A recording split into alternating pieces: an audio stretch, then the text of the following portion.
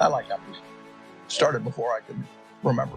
I knew I was going to be interested in stocks the rest of my life, but probably at the time I was, 8 or 9. I used to keep charts on all kinds of stocks when I was that age.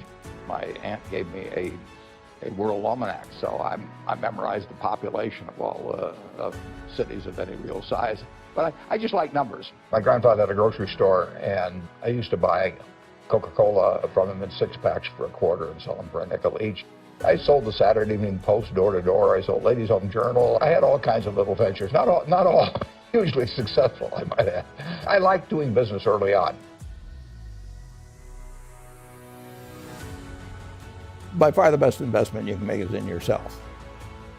For example, communication skills. I tell the students that come that they're going to graduate schools and business, and they're learning all these complicated formulas and all that. If they just learn to communicate better, both in writing and in person, they increase their value at least 50%. You have to be able to get forth your ideas, and that's relatively easy. I did it myself. I would follow my passion. I mean, whatever turns you on. I was lucky. I found something early that turned me on. But you don't want to take a job just for the money.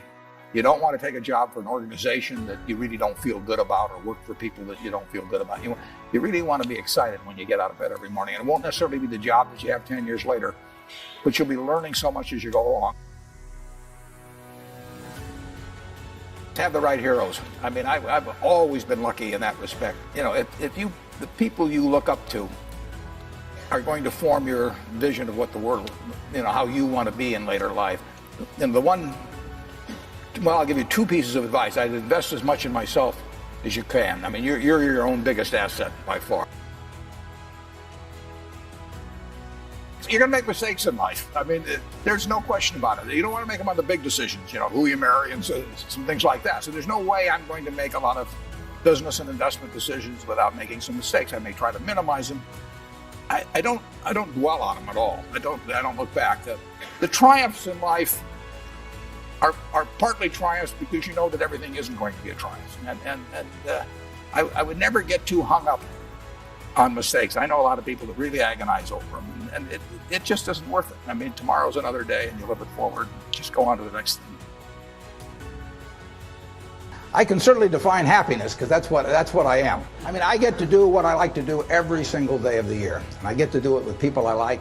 I tap dance to work, and it doesn't diminish. It's tremendous fun. So success is getting what you want, and happiness is wanting what you get.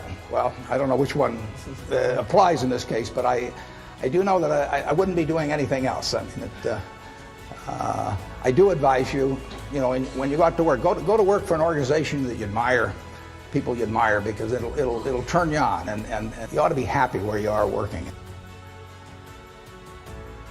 If I gave you a car, and it'd be the only car you get the rest of your life, you take care of it like you can't believe it. Any scratch, you'd fix that moment. You read the owner's manual, you keep a garage, and do all these things. And you get exactly one mind and one body in this world. And you can't start taking care of it when you're 50. By that time, you'll have rusted out if you haven't done anything. So you should really make sure that you just remember that you just got one mind and body to get through life with, and to do the most with it. If you get to be 65 or 70 and later, and the people that you want to have love you actually do love you, you're a success. The best investment you can make is in yourself. If you invest in yourself, nobody can take it away from you.